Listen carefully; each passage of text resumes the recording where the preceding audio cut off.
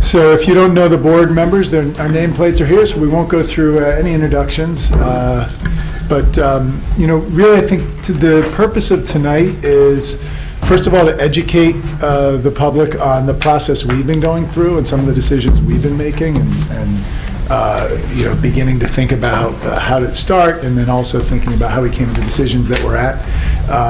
But the most important thing is we don't have the decision of what we're going to put on the ballot yet. So just so you understand the process, we make that decision in the coming several weeks about what goes on the ballot, and then the public votes on the bond offerings on the ballot. And there can be a variety of different ways those are put on.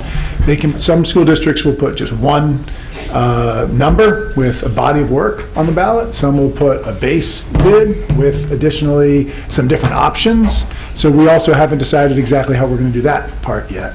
But what you see in front of you is, and I see many of you are paging through a document we put together, was the board's attempt at a best encapsulation of where we are right now, given a variety of different conversations and decisions that started a while back. So just to give you a little bit of the history on how we got here, in 2015 there was a building conditions survey done, and coming out of that building conditions survey there were a variety of choices to be made how to address some of those things that came up. Some of those have been addressed through our operating budget. And so Joe Martirano, who's our director of facilities, and his team have addressed a variety of those things. Some of those things are unaddressed, and so the discussions we have to have as a board and as an administration are how to address those. Some of those things are in the bond, and so that's how we got to the body of things that are in this bond right now. So about a year ago, the facilities committee, which is made up of Maureen Caraballo, who's our treasurer, district treasurer, Joe Martirano, as well as some community members, I think many of which are not here. At the time last year, I think Jody and Lisa were on the board, and Eileen Bacher, who's no longer on the board, was on that. And the conversation started about what of that building condition survey and a variety of other things that have come up even since 2015 would we want to think about doing in a bond. And an original set of things came out, I think sometime, Veronica, was that late winter or early spring? 2018, right? 18, early 2018, right. Yep. So almost 12 months ago was a bucket of potential projects that totaled about $35 million. So a lot of work. And then from there were conversations amongst the facilities committee, and it went up through the summer. And then when we got to the board meeting starting in September, the board started looking at what had been winnowed down at that point to about $25 million in work. And after having conversations from September, October, November, we arrived at what you see in front of you, which is an additional $8 million removed and $17 million worth of work. Okay, so that's really high level how we got to that. Before we keep moving, does that generally make sense as a process? Okay, so what we want to do is talk a little bit about what's in there, also some comparative statistics as we compare ourselves to other districts in the area. And so we'll just walk through. Can I ask a quick question? Yeah. The building condition survey, when you get the results, are any of those required? Like, do they break it down to like health, safety, and... Yeah, Veronica can address that.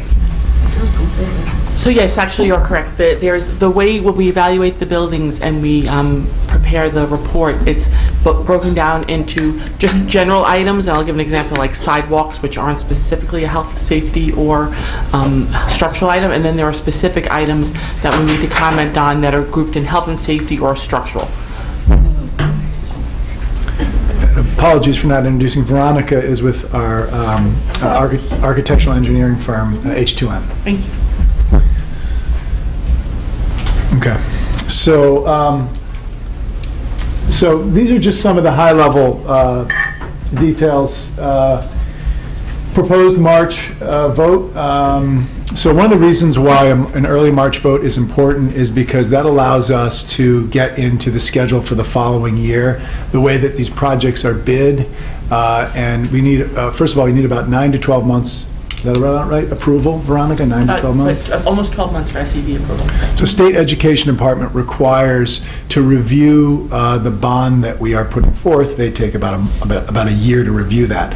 One of the reasons that's really important is because if they review it and they determine that it's required work to be done to improve something you don't have or to improve the capital expenses in the district, they will give us 42.4 cents on the dollar back. Well, I mean, the year, though, it includes both the work of the architects and the submittal. So we're hoping to do a fast-track submittal, which would be 6 months, but it does take about 5 to 6 months. Right? How many months is it to prepare the documents to the state? So it's kind of a dual process. Yeah, so yeah, it's about six months, depending on what the scope of work is, to prepare the drawings, and then they get submitted to the State Education Department with the third-party review, which is the quicker review process. We would estimate about 3 months for that. And again, so. But that still puts us in that 12-month, but that's the breakdown of it. Yep. So it all has to do with the state, but some of it is work that the architect has to prepare and be submitting to the state during that time frame. So, and hopefully that results in your building permit.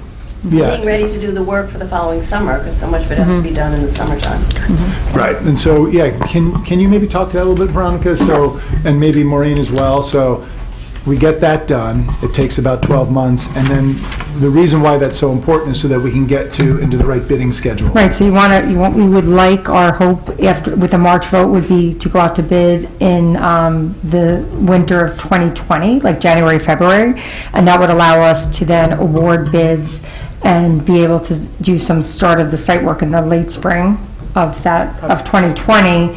Like as an example, with what is being proposed here, we could award the contract in March and allow them to start doing some site work in late April, early May. Yep. So that puts us in, and there is an advantage to being in the bidding cycle in the winter, because the later you go, the less contractors you get to the table in the bidding, and going out earlier allows you to get better numbers, more bidders coming to the table, and when they come for the pre-bid conferences, they see how many people show up, and I believe that your bid will be reflective of that.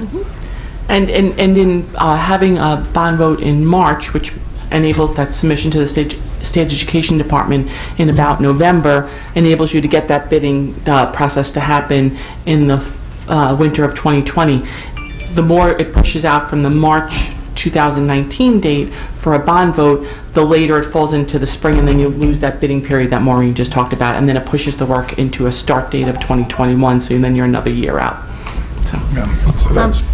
Just one thing that, Maureen, if you could clarify, because I know when you and Joe and I met, that you clarified one thing for me, that there's certain work that's summer work and certain work that's all year round work. Yes. So it sounded like the repair work, the masonry, that sort of work, the repointing, that's summer work. But if we are to do a hillside addition, that's year-round work. Yes. So that is least impacted by It is, but I guess with the exception of the bid. Yes, absolutely. And but the other piece of hillside, in terms of when we looked at the timing, our goal would be to have the work completed by September of 2021. And in order, so that we wouldn't lose another school year. Is that correct, Veronica? So there also is some if that date were to be pushed off, then you lose, technically, I guess you could, you really want to be prepared and be open with the full space. So having that space available to us in December of 2021 maybe doesn't help us as much. So I think there's also the timing of that work, but to your point, yes, that work would be done starting in April of 2020 and with the completion date of August 2021. and there's also an economy of savings. So you would want to bid out all of the work at one time for a specific building. So whatever work is contemplated for Hillside, you'd want to put that in one large bid package: general construction, electrical, mechanical, and plumbing and heating, as opposed to breaking it out into smaller packages, because you're going to get bigger contractors and typically better pricing, lower pricing. Okay. So the other real key point is to talk about what the bond investment is. So essentially, what investment are we asking for from the community, or the cost of the bond? It comes out about, best way to think about it is your own property value. So $48 per 100,000 is approximately, so where the investment would come out per family. So that's one quick way to figure it.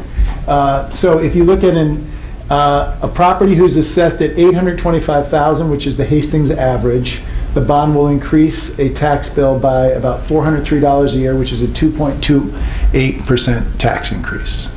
Okay. So one of the things we did when we were looking at the numbers was we looked at what sort of investments other school districts around the area are making, and you can see these numbers here. So everyone in the last, this is 20 years, in the last 20 years in our river towns area has invested over 50 million, and we're at about 18.15. So one of the places that gets reflected, and I'm sure no one can read this, but you can see the color coding, which is our debt service, which is much lower than, you can see the top line is Irvington's debt service, which is per student $2,742, Ardsley per student $2,270, Dobbs Ferry $1,483, and our $693. After, and I just don't have that number in front of me, after this, what does it come out to? It's something around 1,300 or 1,100. Oh, yeah, sorry. It's in the document. It's in the there. document. 1196, yeah. 1196. So you can see even after this $17 million investment, our debt service per student is still below a lot of our neighbors. Any questions so far? Yeah, we'll keep rolling. So we want to talk a little bit about what's in the bond. So we talk about big numbers, but specifically what's in the bond.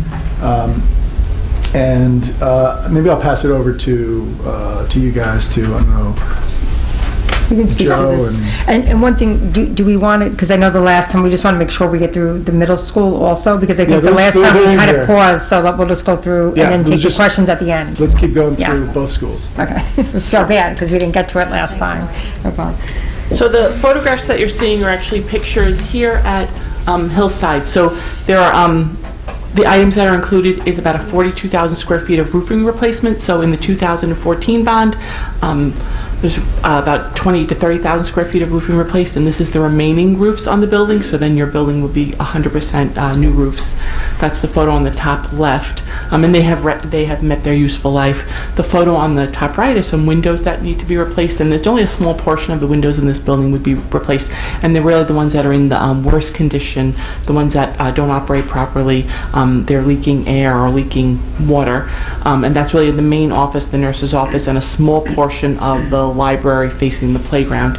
And then the flooring on the bottom it's a VAT or vinyl asbestos tile flooring, and actually some of that flooring is outside here in the corridor. It's the dark brown flooring, and so the goal for any school district is, as you're doing other work, is to remove that vinyl asbestos tile and replace it with new flooring that does not include asbestos. So. And there are other items as well, if Doug, if you'd like me to go through the other items that are at Hillside. Sure. So some other items at Hillside include exterior walls and chimney repointing and repairs. So that's essentially the brick and the mortar that is the outside walls of the building. They weather down over time, and so you always want to keep your roof and the outside of the building watertight, and so that's just an ongoing maintenance to maintain the walls and chimney of the building. We talked about the roof, we talked about the floor. Actually, get to the right list.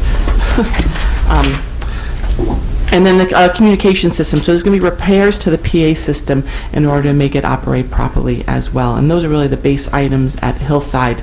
And then I don't know if there's a slide for the middle school. Yeah. Okay, well, so we can. Why don't we'll go to that first? Okay. And then all the fun pictures. Okay. Yep. So then, very similar scope of work at the middle school, high school building as well, where you're actually seeing it's a great photo on the top left of where the mortar has deteriorated and the water, the building is taking in water, so it's important to maintain that. So just masonry repairs there. The middle photo replaced the cornice. There's about 2,100 square feet of wood cornice around the exterior of the building that is in very poor shape and needs to be replaced. And so we would propose to replace it with a material that would look just like that, but it would not be wood, so you don't have to worry about it rotting or being damaged in the future. And then also at, there's some door hardware, so I think that's out of the bond. the door hardware is out of the bond, yep. That we're going to take care of now. Yep. So sorry. So that'll be addressed before the bond is, the work takes place. There's some roofing replacement at the middle school, high school as well, and also the clock and PA system. And then there's a couple of other items that aren't noted in those photographs, but includes the loading dock elevator would be replaced. There's some vinyl asbestos tile or VAT tile that also would be replaced. Retubing the 1988 boiler. So one of the boilers in the building is from 1988, so it's about 25 years old at this point, and it's in 30 years old. They're 30 years old in this case. It's in very good condition, but because of because of the age of the boiler, we would recommend retubing it. So, and that'll prolong the life of the boiler. Excuse me, Veronica? I'd like it if we could, not for discussion now, but I'd like us to keep the boiler issue open, because I know it's a tough call. It's like, you have a Volvo with 200,000 miles on it. Do you replace the transmission or do you get a new Volvo? And I know it doesn't seem like, we're all like, oh my God, of course we just retube. It seems like there are issues on both sides, and since that's such an important piece of hardware for the proper functioning of our school, I'd like to just leave that open for future discussion, whether we should retube to get an extra 5 years or replace entirely. Sure. And then the last item in the base work items is a gut renovation of the music rooms at the middle school, high school, which would include new ceilings, lighting, flooring, some equipment storage, and air conditioning. Sound panels. Sound acoustical panels. Yep. Do you have a picture of the music suite? The current Yeah. It is a There's floor gotta plan. be Yeah. some in there. So, Yeah, these are some. That's Yeah. That's some of it. Is that the VAT tile? that's vinyl tile. It's not asbestos though. Okay. I thought there was another picture Well, of it. these are the only 4 that we have in this presentation. They showed them. Do you want to go through the auditorium now, though, since we're Yeah, at... let's go to the Yeah. the middle, Yeah. Farragut Middle School auditorium. So another work item that's included is the renovation of the middle school auditorium. It would be a gut renovation, new floors, repairs to the walls, new lighting, new ceilings, air conditioning, new stage, and everything goes along with the new stage curtains, and a new AV system, and I think that's everything. Has everyone Everything. here been in the middle school auditorium before? And it would- 3 or 4 people. And I will add, we had a lot of testing done, and we did find that there is some asbestos there that needs to be abated. There is some lead paint. There's also some mold. So to add on top of that.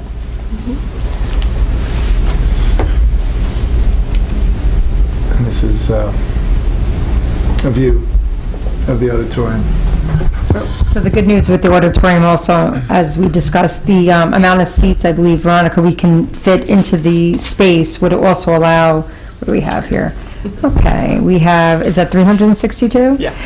It'll allow for 362 regular chairs, 6 additional ADA compliant wheelchair seats, and that is not counting if we decide to do some type of mezzanine, which we're not sure, like we have to kind of investigate that further and see what the dollars would be, and then 10 removable chairs as well. So, but that would allow us to not only be used during the school day, but it would actually then become another performance space, because it would, that was a concern, I think, initially when we looked at the space. We wanted to ensure that if we were going to renovate it, that it could be actually used for plays and performances, because we know we draw large crowds to the things we put on here, so we feel comfortable that that would give us another performance space for the district. I mean, middle school specifically, but also could be used for other performances as well. And does the elevator that goes there, is that in working condition? Yes. Not one that needs to be... No. Yeah, great. Yeah, and so Gail, when Gail Kipper came to share her thoughts at the board meeting, she made the case, which, I don't even have kids in middle school yet, so I don't know this, but when they do a variety of different performances, when they have to get kids together, they've got to constantly schedule the high school auditorium. And so, and they're also using that for a variety of performance spaces and practice spaces as well. So this provides a really needed opportunity for a full grade or 2 grades at the middle school to get together without having to figure out how to schedule that all in advance, as well as, I believe someone brought up the idea of it's a great intimate performance space when you want to do something a little bit smaller as well. So with that, why don't we move on to Hillside? Yep. I don't know. Joe, just out of curiosity, how many seats are there in the high school auditorium? I think there's 500. It's like 5, I think 515, 25 515. total between the mezzanine and the... So... Who want to, do you want to kick it off? You can kick it off. Sure. So part of the work that's proposed for Hillside Elementary School for this building is a building addition, and the building addition is proposed, and there's some images here, and I probably saw some images in the back.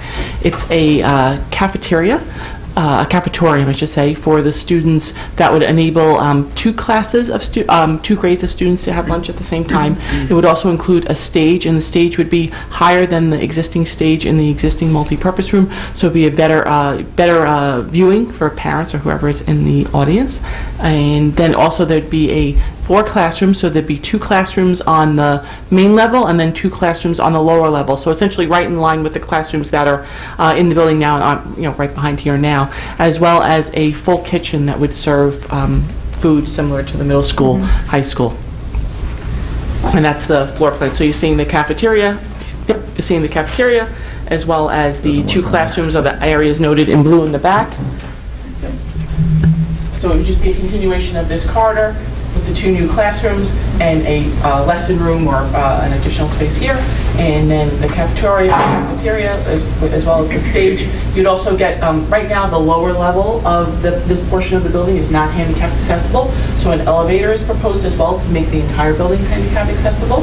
And then the kitchen, in one of the existing classrooms would be converted into kitchen, and then some support spaces as well. And that space would be air conditioned. Can you tell me about when we move on to the Learning Hub maybe? Or? Okay. So I've got the slides in here from the actual mock-ups. Do you want to walk through those? Sure. Yeah, so this is a rendering of what the addition could look like. So right now just to give you a perspective. So this skylight right here is that skylight right over there. So this is an addition that would be on that end of the building, and essentially this is the front where the stage potentially would be, and then you get a lot of natural light into the building on the south side here. So because you'll have a whole new roof on the building, so that you can potentially put photovoltaic panels, and also we want it to be a learning space. We want the building to be a learning component of a school as well.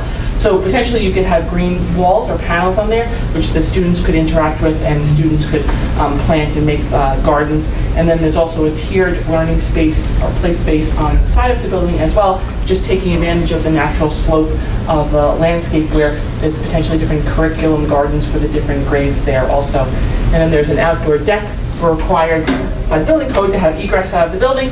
So because you're on a slope, we've got to get some sort of a deck on the outside. So you have the doors that egress out to the front sidewalk in the front or the back, and a stair that goes down to the lower level. In this addition rendering, you're not really seeing the classrooms in the back, but the new classrooms would be right back here. Where would the playground be? And where would the playground be? Oh, and the playground would remain where it is now. The side here is just where that climbing wall currently exists. That's the area that the extension, the climbing wall would no longer exist, but it would not impact anything else. And one of the important things that the cafeteria does is it opens, so it gives a bigger cafeteria space so more kids can eat in lunch at the same time. It also creates an auditorium where there can be, there's a stage with more viewing. It creates a bigger multi-purpose kind of flex space as well. And another really critical thing it does is it opens up the current library to move in here instead, and Amy will take you through just some kind of conceptualizations of what that could look like in here, and then it can help turn that into then 2 additional classrooms, and that's where the music suite would most likely go. So anyone who's got kids in elementary school right now, and let's say you're taking a musical instrument, you know that if he's with John Carina, you might have a class in a closet at this point in the game. There's also, Mr. Rubino uses this room a lot for music, so there's not a dedicated space for music. So the cafeteria, while on one hand is a cafeteria, what's that? See all the music stuff here. Yeah, look at all the music stuff here. And it solves another problem, which is the library is used for storage a lot of time as well on a daily basis. And we've got a lot of feedback from teachers is that they're using, it's a challenge sometimes to use some of the stacks in the library because there's stuff blocking it that's actually for storage. So a variety of challenges. So the one thing I think is really important, so as I've walked around town and spoken about this, I've heard some people say, yeah, well, cafeteria, why do you need a cafeteria? Cafeteria is important, number one, because, it's cafeteria, and there's an opportunity. One of the things we found out, we're the only school district in the river towns that doesn't have a kitchen in our cafeteria. Different people will have opinions on the importance of that, but I'll just throw that out there as a data point. But really more importantly, it does offer up the ability to move a cafeteria back to the back of the building in the new addition, move the library here, and create more space in the building. So I think whenever we talk about a cafeteria, it's important to realize it's not just about a cafeteria, it's also about creating more space in the building. Just one clarification. Joe, on the latest set of plans you have, which I believe came from you, Veronica, it looks like the library is not, the current library is not going to be a music suite, that it's going to be more special education space? I don't think anything's set in stone right now. It's available space, so, to make, we will be filling music at some location, but we're not just sure yet where it's going to Okay, go. because on the latest set, it does say, I think, K through second grade communication class, and then a learning lab would take the place Right, in the current library. We have the two music rooms And the over music here, rooms would be off down there. Off the cafeteria. Right. Yeah, okay. Correct. Let's just go through, there's a couple more slides. Let's just go through that and have Amy walk through her stuff, and then we'll come back to all the questions. So that's a little bit about the cafeteria, and I don't know, Veronica, you want to talk a little bit about the actual space? Yep, so this is just a proposed an idea of what the cafeteria could potentially look like. So what you're looking at is that south wall with the natural light coming through. We would envision, because it's young children in this building, some sort of a playful space with some sort of a floating ceiling with lights coming through. And then you have the opportunity for the stage at the one end as well, so whatever performance or event that's going to happen on the stage. So with that, do you want to say something quick, Maureen? No, I was just going to, we can talk further about it, but there are many other uses that we believe that we'll gain from that space as well, beyond Why don't cafeteria. you- Just in terms of, there'll be opportunities, the stage, we believe, will be also a dedicated music space, but in addition, similar to the middle school, although we have the all-purpose room, that does really serve, its primary function in this building is for PE classes. So having the cafeteria also, similarly to the middle school, allows for multiple sections or an entire first grade to come in there to either do additional performances, like a lot of the classes like to put on little skits and things, and it does create an additional space that I believe will also offer opportunities similar to the middle school that have not been able, like things that teachers have not been able to do, in addition to potentially with like the science fairs and things like that, allowing some of that space, similar to how this is happening, like to cordon off space so that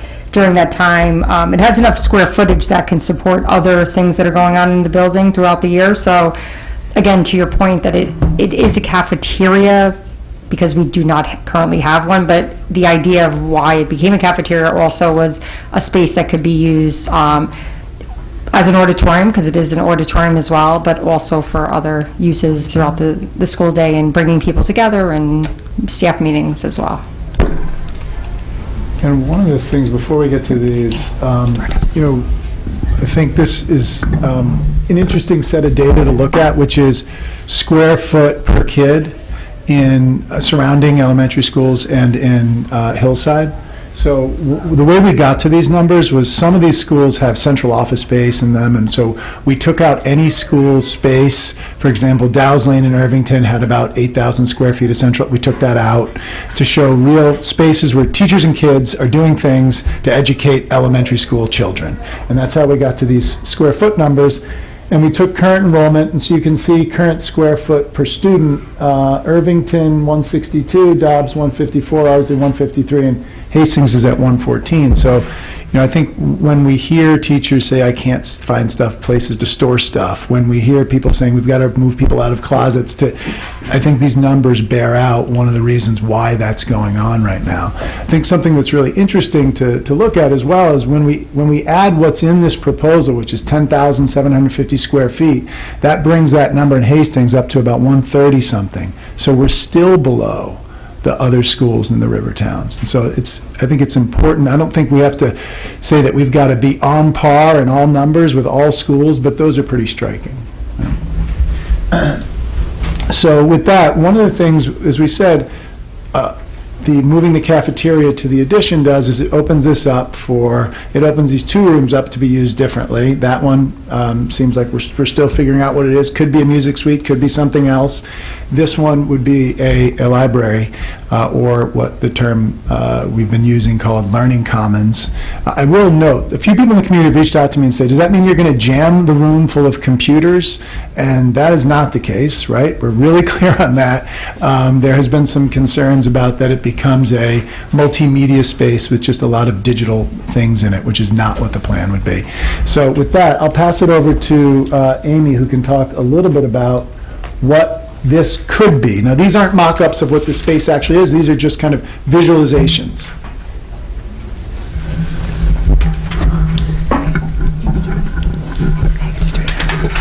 Good evening, everyone. So when we first started talking about the possibility of an addition, we were dreaming. And we were dreaming about this space, and one of the ideas that we came up with was really to think about a learning commons. What we know is that with 21st century learning, it just looks different, and it's much more collaborative, it's much more creative, and we wanted to really dream about what could a space look like that would really meet all of those learning needs. So the talk was the idea of moving our library into a learning commons, a bigger space that could be utilized for multiple purposes. So when you think about a learning commons, we kind of divided it into 4 different parts. One part would be traditional classroom. So there would be an area, a grouping of a smartboard and tables and chairs where there could be a lesson happening in that one section. Another section would be more of a makerspace, the area where kids are tinkering. That's where you would see the Legos, that's where you would see some design work happening. Another area would be an area of collaboration. Collaboration could look a lot of different ways, but the idea is movable furniture, potentially movable bookshelves, movable seating, so that kids could work in different spaces and in different groupings. And then the last piece was really the idea of a space for reading. Right? We want kids to be able to have a location where they could come in the building and read a book. And right now, our library, although we love the library and it's chock full of books, it's not really cozy for reading. What we imagined is that this space as a learning commons could be a space for more than one class at a time.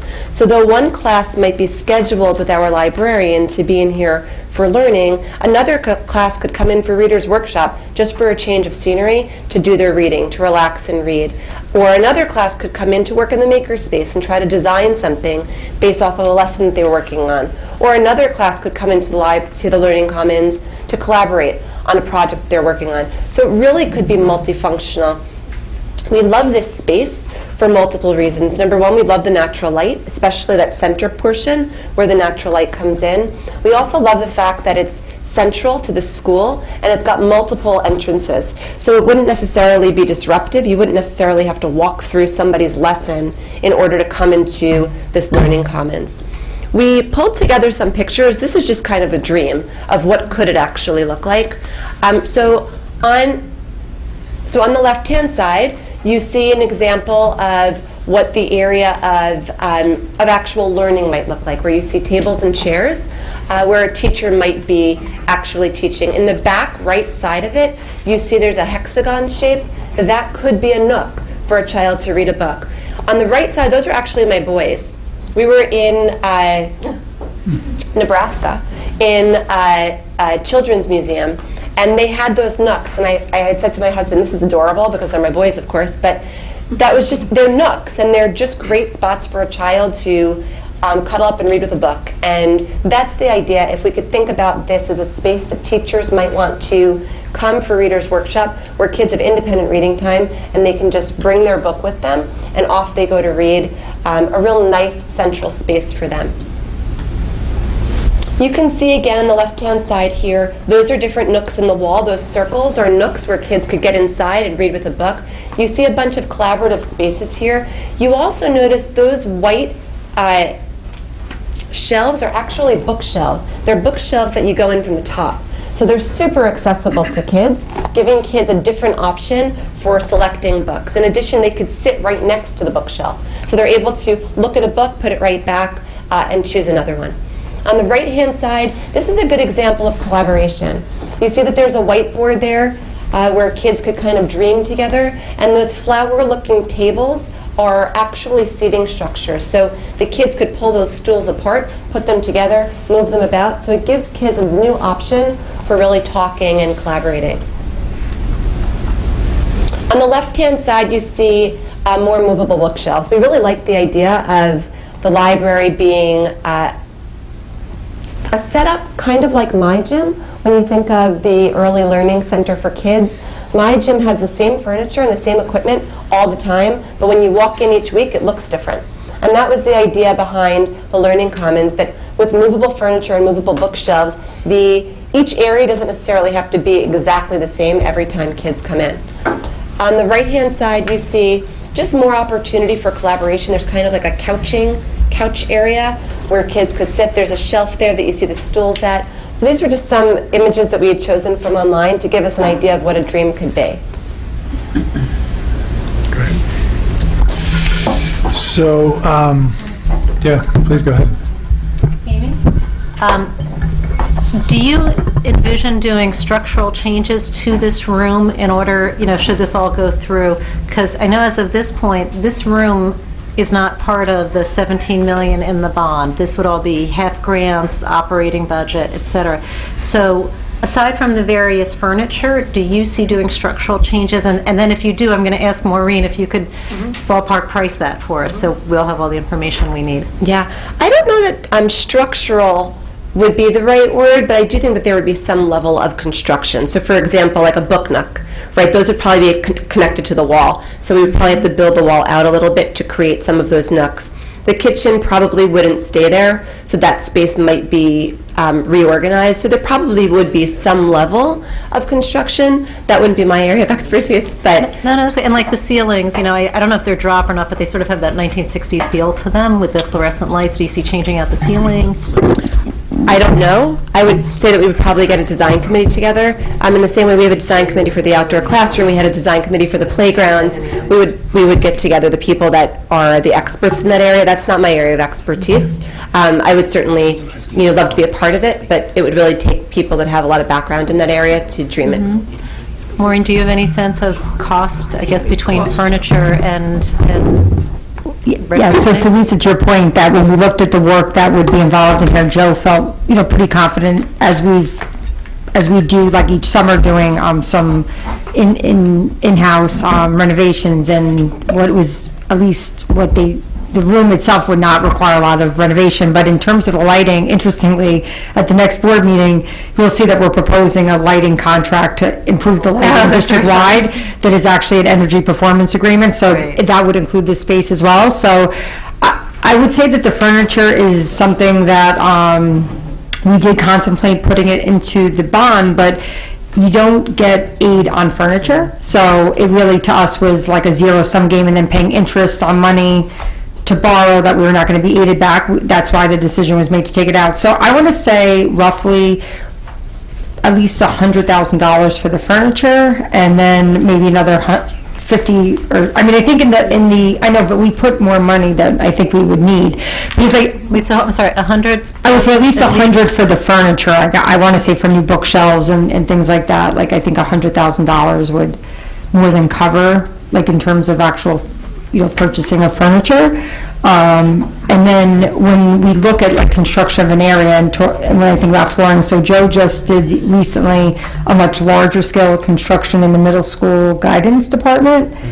And even with our, I would say that the supply costs for that were about 100, what it was like 100, maybe 100, but even, I think there were some like doors and things too. It may have been like 115, 120. So that was a much larger space that they had to renovate. So that was new flooring, new ceilings, new lighting, doors. What else did you put in there? But it dropped ceiling. So conservatively, I think you could, less than $50,000 would be more than enough. And I don't even think it would be that much because it's a much smaller space than all the classrooms you created. So you created the art classroom and the home ec. I mean, that was a much more involved construction, and it only cost us. But when space is existing to renovate the interior with the guys we have, we can do it. We just can't take on that much at any time. So this was something that Joe felt he could bite off with the renovation of the existing library to whatever we decide that goes into there. So I want to say 150, mostly for furniture. Okay. And Amy, I said this at a meeting, but I don't think you were there. A lot of this stuff, I was just going to suggest to you that to start putting in grants to HEF and to outside organizations for some of this, because especially some of the things you talk about, like bookshelves on wheels, we can start putting that in our current library now and take advantage of that, and then just, should this all go through, move it here. But if you, say you do that for the next 4 years with HEF or PTSA or an outside organization, it might soften the blow of the, the six-figure hit. That's true. So I just want to, if you don't mind, before we continue on, I want to, for the benefit of the audience, get into a level of detail on what the significance of an addition to Hillside would actually, how it would impact students in a way that you might not get through this conversation. So the current library in this building is 1,600 square feet, okay? Moving the library into this room puts you at 2,600 square feet. You pick up 1,000 square feet of library space at the central part of the school. So you increase the library, sort of the core of learning. We want our kids to be readers. You pick up the library by 60%. So it's not just a cafeteria. It's a library increase of 60%. I find this interesting. And this is speaking strictly my opinion, but so here's our current cafeteria multi-purpose room. It impacts one classroom. So cafeterias, at least in my experience, tend to be fairly loud, particularly between kindergartners and fourth graders. The noise impacts 1, 2, 3, 4, 5 classrooms.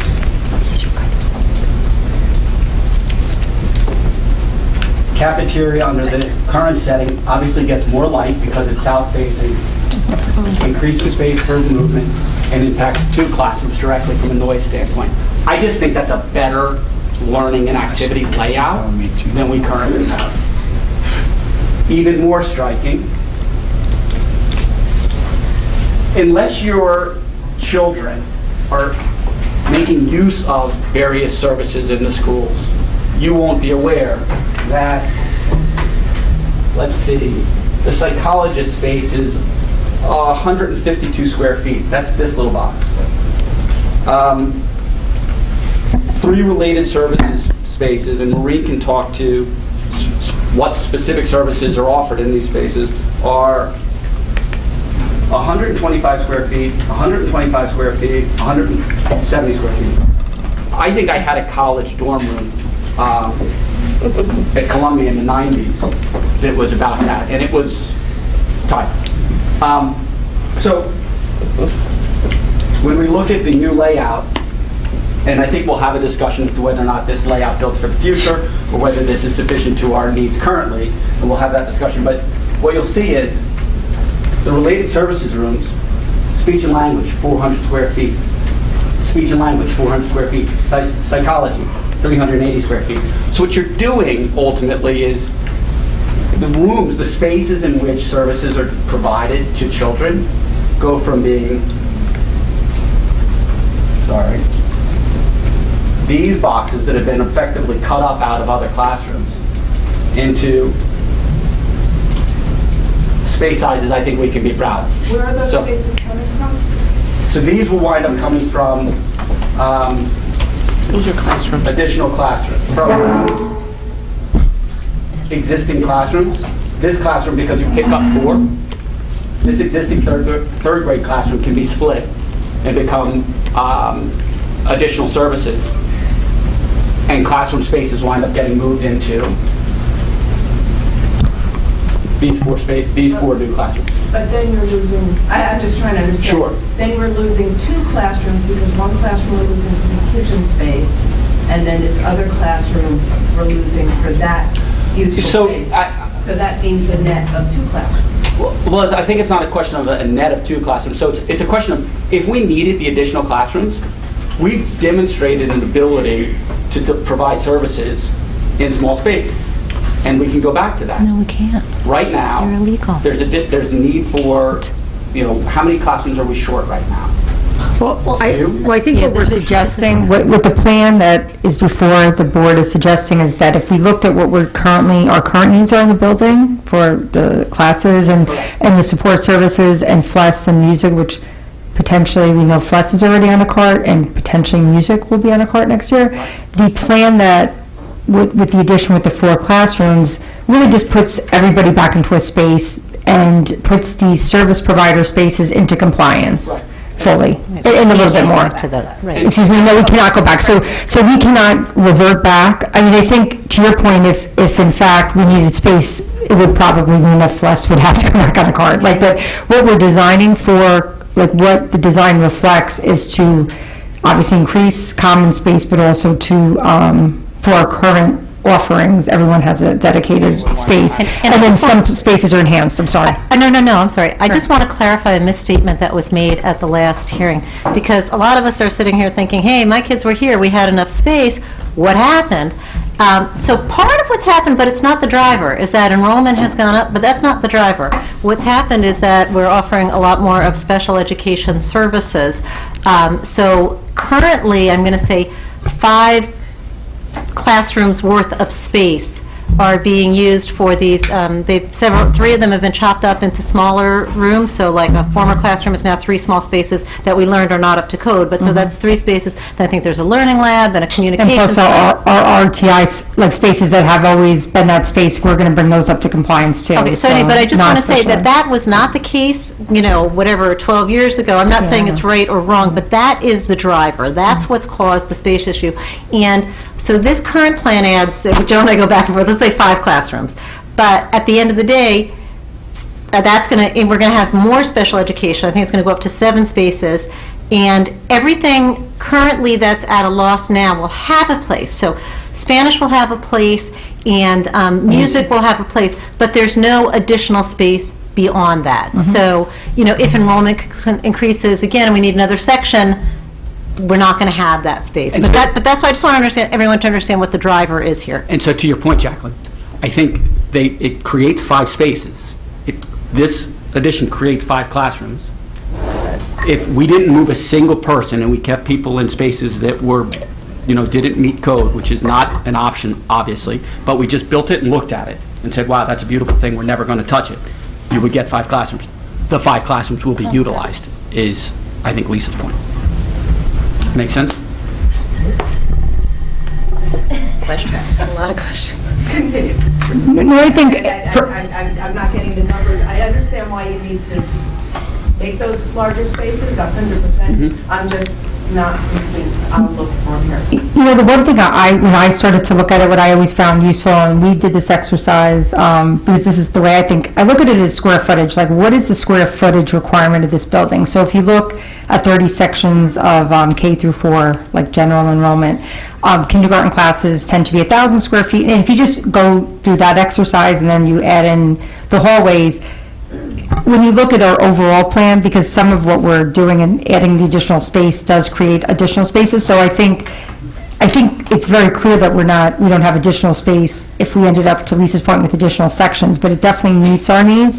And I think with the special education, right now, in our current program, that's the space we need, but that could change. I mean, there's some numbers that, like this year we had 1 communications class, next year we'll have 2. So there will occasionally be an opportunity to have like 1 classroom available, we feel, so.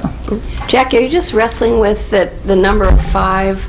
We're not actually netting 5 classrooms ultimately. Right. I mean, Well, we are. We are, but- Space, which in one of the plans I saw was 2 classrooms, and if the makerspace is moving here. No, that doesn't include the makerspace, because Makerspace it's an additional, yeah. And then some makerspace Yes, comes here yeah. for. I think the makerspace would still be like Robin Farrell's science makerspace classroom. Robin is STEAM. STEAM. Okay, so she's doing that, so this would be like an additional makerspace that a teacher would come in with their class, not that, right? So we I think replace it. it does beg the question, and Lisa makes a really good point. And it was like a month or so into the process where we realized that certain spaces, that was only in like September, late September, October, that certain spaces that we thought were up to code weren't up to code. And so that has been some of the refashioning of some of these spaces. And it does open up a different question, which is, have we gone big enough? Right. Have we been bold enough? Is it really adding another 2 classrooms? That's a smart, I don't think, because we had gone down the path as a board, thinking in a certain way, with the spaces cut up as they were, and then as we got down there, we realized, wow, some of these things are out of compliance, and we need to bring those into compliance. Then, I don't know, as a board, we've gone back and really thought through the implications of that realization only 4 to 6 weeks ago, and that's probably something that we've got to talk about a little bit right now, because when you get down to it, those 4 green classrooms that Tim just pointed out, those take up, as Jackie, you were pointing out, another classroom, right? So that's something that and we do have some of those numbers. In fact, the last bond meeting, Veronica shared some of those with us, and adding another 2 classrooms to the back, which would create 6 built new. You lose 1 because of the kitchen, that's 5. You got 2 more, space for 2 more over here, that's 7. So now we're talking about space for 7. Now, if we use, obviously, some of those for special education, you don't have space to add 7 new classrooms, actually. So it gets very confusing. So that's why I think Maureen was saying, let's think about from a square footage perspective, because how we cut up the square feet can be done a lot of different ways. But if we add 4 new classrooms, plus the cafeteria, 10,750 square feet. If we had 6 classrooms... It's actually a little bit more when you count the stage. It's actually like 12,000 square feet because of the stage. 12,500 square, okay. And then 6 classrooms would bring it to... It's about another 2,000 square feet. So 14,000 square feet or so. Okay, so that's just to clear up kind of one of the things we're still talking about as a board. So yeah, why don't we, there's a lot of questions. Why don't we kick it over to the... Patrick, do you have the microphone, or does someone have the... We have a traveling mic. Please use the mic, not because we can't hear you, but because we want to make sure people that are watching on the video can hear you.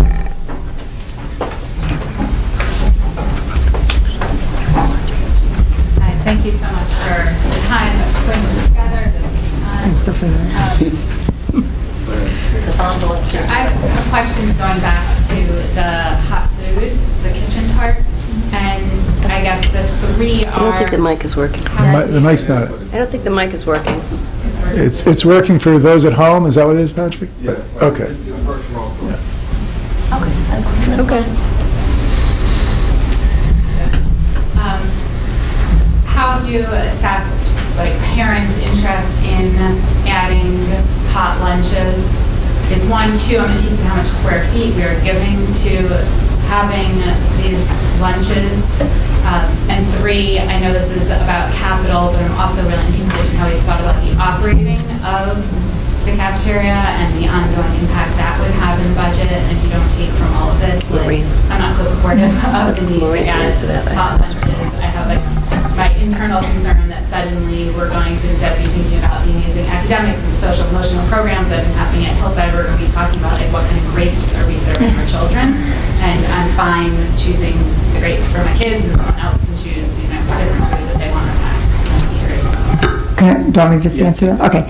So as far as the cafeteria, again, it was one of the it didn't start off as a cafeteria, but a need to add space to the building and opening up the opportunity of moving and creating a designated space to have lunch. And it is something that, although some people, and there were people on this committee, and many of them, well, I believe all of them were parents, and that was one of the ideas that people felt that this school was lacking, because they don't currently have a cafeteria. As far as the operating budget, school cafeterias are self-operating, as is the one down at our middle school, high school building. We're required to bid those out. We actually get a guaranteed return of money guaranteed from the companies that help us put money back into the infrastructure. So other than the utility costs, which I don't want to say, because I know we included it somewhere, which would be an increase in cost of any addition you put on the building, which was not significant. The cafeteria itself would not have any operational impact on the school, because it would function on its own.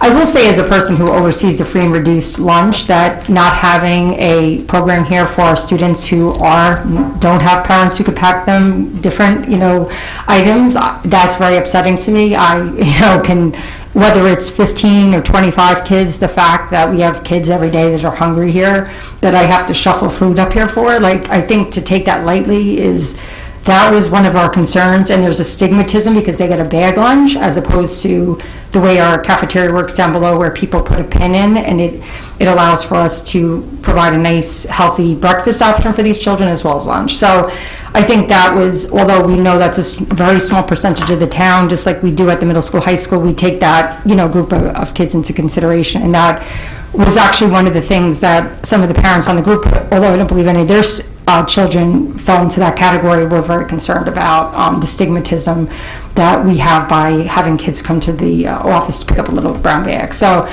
that was actually one of the big components or drivers on it. I'm just saying, it upsets me. I'm sorry, I didn't mean that. I just was surprised that they're not given to their teacher in a... Well, they come, but I think that even when you try to do it, because of the timing of the lunch, Lisa, when it has to be prepared in the morning, some of the kids, they can come into the office, they're little kids, and although we try to get it into them and they bring their lunchbox, I think people know. And I think the idea that they can only have 3 or 4 different options, because we don't have heating up here, we're very limited to what we can offer to kids. And interestingly, most elementary cafeterias are typically very well, that's a much larger group of kids who tend to eat their hot food at lunches, at what we see in Springhurst. So that was one of the considerations, that we don't have an operating cafeteria. That also, any of our staff here, unlike our staff at the other building, I know that's not why we built a cafeteria, but they don't have a place to get lunch, and it's very hard for them to leave this building because of the parking. So I know in our building that many of our staff, like 70% of our staff, use the cafeteria, which actually helps with the overall running of it. So that was one of the reasons, but there is no cost concern. We do already have a health and safety committee meeting that our lunch follows those guidelines. We have a lot of healthy options that are being offered at our other cafeteria. We have a committee of parents that work closely with us, making sure we have some healthy options for kids. So I'm not concerned that that'll become an overall large issue in terms of what our offerings are, because they would fall within the requirements of our policy. I just want to follow up, because I was asking myself the same question about, do parents want the option for their children to have hot food? And I say that as a parent whose kids ate at the Farragut cafeteria on the first day and then said, "Mom, we like your lunches better." So I went on to look to see what do we offer at Farragut and the high school, and just so people know, it's not organic. There are deli meats, they're Boar's Head brand. So, for example, last week, Monday was cheese quesadilla, Tuesday was sesame chicken with broccoli and lo mein noodles, then the next day herb chicken with potatoes, the next day baked ziti, then chicken burritos. Pizza's offered every day. So I just... And there's salad bar, yes, and deli meats. And there's also not organic. All I'm saying is I'm not saying good or bad. I know a lot of our younger families tend organic. They trend organic. Not everybody, and we have a wide swath. I didn't know if it would be popular or not. And I just say that really wanting feedback. But I can say that we can dictate to the food service company what we want. We actually did years ago in the parents, we actually removed all like different types of items from our, Natalie was involved in that. So now Natalie was a long-serving member of our Health and Safety Committee. She can speak to, we have done a lot. We do Try Tuesdays. We have a lot of options. I have to say at the older levels, we did get pushback. I think the board actually at one point, when I removed all the cookies, I got scolded for doing so. I think you were one of them. So, I mean, I'm always willing to work with families. You know, older kids tend to be a little bit more vocal. High school students, they came to their student board liaison saying that, you know, we took their cookies from them, so we did put those back. But I would say that down here, just so you know, the food service company works for the district, not, you know, vice versa. So if we spec out a menu that, you know, follows a strict guideline, we actually, our policy as a whole, and this has been a district, and it can change at any time, is actually much more lenient than a lot of our counterparts. That's why some of the lunches reflect maybe offerings that in other districts would be tighter. But I know our salad bar does phenomenally, and we have a very nice salad bar, but we do offer other a la carte menu items that are probably not reflective on there as well. My daughter has a gluten allergy. There's gluten-free items. So I think they try to work within the district, but unless I put those type of restrictions on them, I mean, I think we would try to reflect what parents, if we ended up having one, we could do a bid to like put it all organic food if people wanted to pay for it. I don't think we should underestimate the amount of equity a full-service cafeteria would provide the community. And I looked at the state data on free and reduced lunch, and when you look at us comparatively with Dobbs Ferry, which pretty much has the same demographic of families, we're about 10% less as participating on the elementary school level in free and reduced lunch, even though I'm sure there is a population that would qualify. So I think the embedded bias in the current program really could be improved by having a cafeteria. As a long-time member for many years of the Health and Safety Committee. And it's not the easiest. Deeply involved in transforming, we had hoped, the cafeteria. One of the issues is if you go more organic and more high-end, then the differential between the free and reduced folks and what other people can afford becomes greater. And that was always an issue. So, and you also, as a second point, there are people who want all organic for their kids, and there are people who want like McDonald's to be used for the cafeteria. There is a huge variety of opinion, which is very difficult to balance. So, Find the happy medium. I have a question. Is this, the 17, is this the total development cost or the construction only? It's everything. It's everything. Okay, so it's going to be all fees. And then can you talk a little bit more about the bond raising process? Will there be fees associated with that? Do we need to get rated? Yeah, so when we do a bond, yes, so that is all on cost. It includes soft cost, construction costs, inflation, and contingency of 15%. So it actually goes out for about 2 years. We were assuming, like, to what we spoke about today, that's an inflationary cost that we believe we'll be paying at that time. We do go through, we actually have a AA bond rating, so typically we will go back through a Moody's review. We'll do an official statement that we work with our financial advisors to produce so we can go out into the market. Schools borrow money at a much cheaper rate than even homeowners do, so the last bond, I think we borrowed, we're anticipating the rates are going up, but we'll more than likely pay about 4% interest, somewhere in the 3 to 4% by the time we go out to bond. Now, what we could do is once the bond was approved, if we saw the rates starting to creep up, we would just borrow sooner than later. So that's it. Thank you. You're welcome.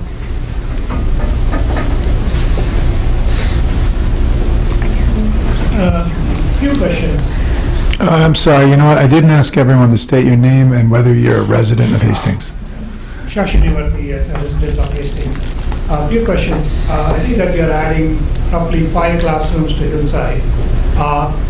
Is that sufficient enough to accommodate the enrollment increase? Because it basically matters to about 1 additional class per year per grade. Right? So is that enough? And on what basis have you considered that 5 is enough and maybe not 7? Yeah, that's one thing, because we don't want to have this again coming up in the next 5 years. The other thing is, like, what is the term of the bond we're talking about here? 15 years. 15 years. Well, do you want to talk about that, Doug, about in terms of? Yeah, well, so I think related to the conversation that we were just having that Judith brought up was, is it, excuse me, Jackie brought up, I'm getting my people confused. Is it enough? Especially when you think about us having to come up to code with special education spaces, things that are currently on carts right now that we actually need space for. So I think it's an excellent question. Is it enough? And I think that's something the board has to talk a little bit about. It's funny, we've gotten comments from people in town, and everyone's pretty aware that something will be built on the waterfront at some point. I think pegging anything to the waterfront is probably a recipe for disaster, so we're not going to do that. But, something will be built there, and it's not going to be 0 homes, right? That we're pretty sure of. I think originally it was like 700 a decade ago. Probably not going to be that, I think. But, even if it's 50 to 100 residences, that's kids, and they're coming. And 10 years from now, when you think about a bond and this is built, that's 5 years out, you have to keep that in mind, even if you're not totally planning for that. Something really interesting is, and I'm not quite sure why, but I had some conversations. First of all, I had a conversation with Artie Riolo, who runs Peter Riolo Real Estate, and some of you may know him. He's been 45 years a real estate agent in town, and his line to me was, I don't know what they're putting in the water in Brooklyn, but I've never seen so many families show up with 3 kids already when they show up. So one of the things you look at is housing stock. But if each house is taking in more kids on a house-by-house basis, that's harder to measure for. So I said, let's not just take one real estate agent at his word. Let me call around. I called around to 7 daycare centers and preschools, and spoke with their directors. And director after director told me, one of them was very interesting, was Bright Horizons in Yonkers. The one director there said, I've been here for 22 years. I've had 2 classes of toddlers every year for those years. So that's 20 kids. Last year I had 30. So this is the first year in 22 years that I've had a 3rd section of toddlers. And I have 30 coming in next year, and I already have a 7-person waiting list. I spoke with Judy Michael at TBS. She said, not sure what's going on. We've had more calls for 2s this year than ever. Same for 2s, right? And 2s is the year this is going to be built. So I think, I don't know that you can take any one of these stories as, hey, that's the fact. Judy Michael said something very interesting to me, though, which was about 8 years ago, 5 to 10 years ago, she said, we got some data that said the birth rate was going down. And we did see 3 or 4 years later lower enrollment. We have data right now that says the birth rate's going up. I know a lot of people would say, yeah, how much can you peg your school building on birth rate? And I don't know. But all of these things are data points that we're getting. Another important data point is we have 643 kids in Hillside right now. That is the highest enrollment in Hillside over 20 years. I think back in '99 we had 650 or so there may have been 7 more kids. But that is on rolling average 50 kids higher than it was, a 5-year rolling average 50 kids higher than it was 20 years ago. So what are we coming back to? The basis of your question, is it for enough? I think you guys can guess where I'm at on that right now, but that's something that the board has to discuss.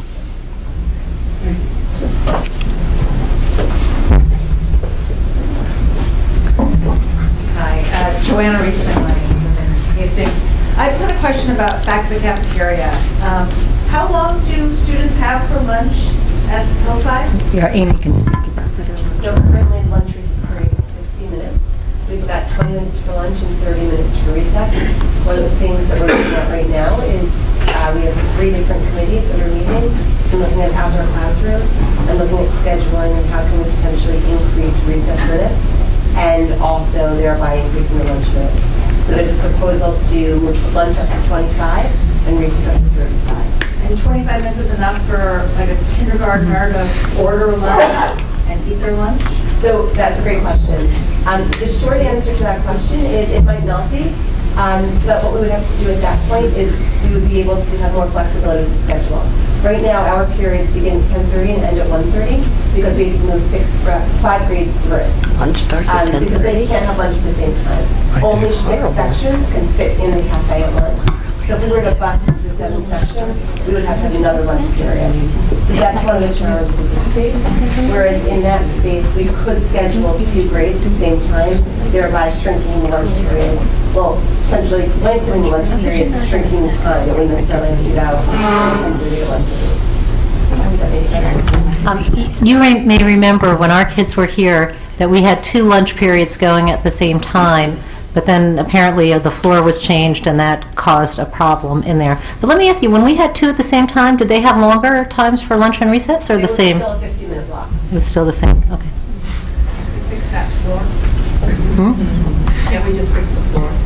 Well, that is something we've talked about, and I think Maureen put out some numbers on renovating that room, fixing the floor and air conditioning it, which I think came to $700,000. So it is part of the discussion, yeah. Hi, I'm Pranya Barnett, and I'm also a resident in Hastings. And I don't know the history, but so it kind of follows along the lines of this gentleman and some others. I was curious why we've invested so much less than the other districts around us. And I guess that this process seems like a very thoughtful and time-consuming one. And I guess my instinct is, and I'm sure there are very important and good considerations on not having too big of a bond, but I just hope we're being ambitious enough for ourselves because this is a meaningful process. There's a lot of engagement. We don't want to do it every couple of years, and we've spent so much less than the other districts, and I have no idea why, but I hope that we are, especially with the growth that we've seen, that we're really thinking about what we're going to need, for 5-10 years and investing in that for ourselves and our community. And, that's sort of my ask of the board and the community. And I'm just curious about the history, but also, I think you said in the beginning you were really thinking about maybe like $9 more million, and you brought it down to 18. And like, what are some of the reasons for shrinking that number? And like, is this the number we're set at? And are we doing everything we really want to be doing? I guess is what I can share just at a really high level. We're trying to balance, right? Spending, and we're aware that we live in a county where the taxes are like the highest in the country, and what's that? Yay! Yay! We rarely get a yay on that one. That's not a real yay. There's the sarcastic yay. So here we are. Right? And look, it's hard because if you've just moved to this town and you're paying $25,000 a year just for your school taxes, let alone any other taxes, you're like, I want something for that money. I want to see certain things and certain things I don't see. If you've lived here for a long time and you've seen your tax maybe get reassessed and you want to stay in this community and you love this community, you're saying, that's a lot of money. $1 is a lot of money. I don't want to spend any of that. And, we're here, that's really what this meeting is about, because we're not going to come up with anything that's going to really make anyone in the room go, nailed it, right? We're going to come up with something that says we're going to have to compromise, and everyone's going to have to compromise. And so 17 million was our first shot at that compromise, realizing that we could easily put $30 million worth of stuff in, and people would say, yeah, that makes a lot of sense. It's not a swimming pool, right? It's not a robotics, addition. Yes. It's like core stuff that people would be like, yes, that makes sense. 30 million makes sense. And so, look, if we had 200 people that showed up in a meeting and said, why in the heck are you not spending $30 million, we would go back to the drawing board. We don't have that, right? We need the voices on all sides, please. But actually, I just want to add one more thing, that as we balance the other things we're also facing, I've seen a lot of bonds that have passed on the first run through have been in districts where they've just finished off paying another bond, so it's tax neutral. We're not in that situation, And it also, so right now, this current bond would be a 2.3% increase to your taxes. That doesn't include when we raise the budget in the spring, which I think we've probably averaged another 1.5%. And we've also been talking about, George Latimer just said that our county taxes are going to go up by 2%. We have the stock market's going down. The projections for 2019 are poor. So there's a lot of, as Doug said, a lot of balancing, trying to find what is the sweet spot for our community. And it's really hard, especially as income disparity just keeps growing as our housing prices go up. So it's really a tough, Lisa, I tough just place want to to find. clarify one thing. So we're not having anything roll off this year, but we did have $300 or $400 roll off last year. And again, I understand, I think, and just so, I wanted just to address the kind of the investment over the course of the 20 years. So a couple of things have happened. I think we wanted to give it a data point to show, and that's our local neighbors, and currently there are many other districts in Westchester that have exceeded those amounts that are similar size to us. But I think it's just to kind of give some type of reference. I will say that different people, like I know as an example, Irvington, when they did the addition years ago, they were kind of where we're at now. Like they were starting to have real space issues. So sometimes it's where they needed to make investments earlier. But part of we've always been more conservative with our overall spend in terms of our debt.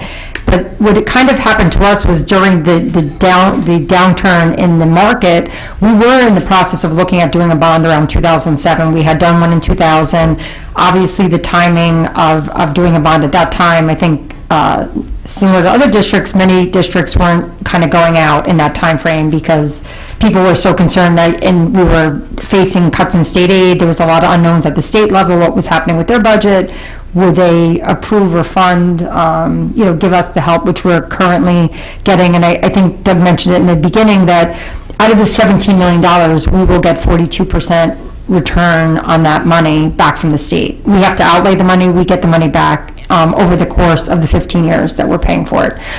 So we got a little bit off of our bond cycle, and then when we decided and we knew we had some work to do around the time we did the fields, there was a reluctance, being we hadn't gone out for a bond since 2000, to go out with anything larger. I will tell you at the time, the main priority, because the track had fallen to such disrepair, we knew we had to do that, but at the time, I even said to the board, like, we're gonna have to do another bond in like 5 years. Like, we have to get back on a 5-year cycle. To Lisa's point, many districts do bonds every 5 years. They have multiple bonds. So when you looked at our debt service, the reason why Irvington has that much debt is because every 5 years they're rolling out more bonds. Currently, all of our Rivertown neighbors are, I know Irvington's in the process with a very similar size bond to replace existing debt. But I think if I think about it, although to me it's almost, people always say tax neutral, it's truly not, because if they didn't keep reissuing debt, your taxes would in fact go down. I think we weren't prepared to do it when our last bond rolled off, because the timing, we had some new, I think that was either Roy's last year, there was just some reasons as we started to talk about it, we didn't have enough time to get all our ducks in a row to get a bond proposal to the community, but I will say that, to Doug's point, it's a balancing act. I mean, the board asked me, I think we are trying to balance it with all the other expenses and things that people are facing. So we felt as though this addressed a lot of our immediate needs, but the question about does it build us for the future, I think, is no. I mean, not in the current, without the current offering of it. Well, and the one thing I'll add is that what this bond does is it allows us to very comfortably acknowledge that we are addressing our immediate needs without making any suggestion as to having a crystal ball as to what the future holds. Right. There has been a large cycle swing in terms of what our enrollment has been. It's been 650 in 1999. It's dipped down 515, 520. We're back to 640. No one really knows where we're going to be enrollment-wise 5 years from now. But what we do know is that this space will be utilized immediately upon completion, and it will enhance the overall experience in this school. So could it be bigger? It can absolutely be bigger, but in acknowledging the needs, whether that's the auditorium in the middle school or the library and the academic experience in this building, acknowledging those needs while also acknowledging the cost increases that we face and the pressures that we face as a community, whether that's from George Latimer increasing taxes at the state level, whether that's the, sort of the necessary operating cost increases that exist of running a school district. So, yes, there is a risk that this won't be you know, if 17 million is passed, it won't be ambitious enough, but it'll certainly make improvements throughout this district in a significant, meaningful way that students will experience. That's my personal take. And I think that is a balance in just looking at the operating budget. I mean, I guess trying to understand what can people bear here, and I know that still seems like a decent amount, so we were trying to tag it to a number, I guess. I mean, I think there was some effort to do so, but I think also the district will have to get into a cycle of issuing, no, I'm not saying $17 million bonds, but we should put ourselves onto more of a cycle so that, like, if there's maybe in 5 years from now, we may want to do an overhaul, I'm just saying of science classrooms at the high school, middle school, there may be a need to do that in 5 years, that, you know, just because we're doing this work now, the hope would be that it'd be continuous conversation, and as needs come up, we won't push them off so that we end up with like $17 million bonds in the future.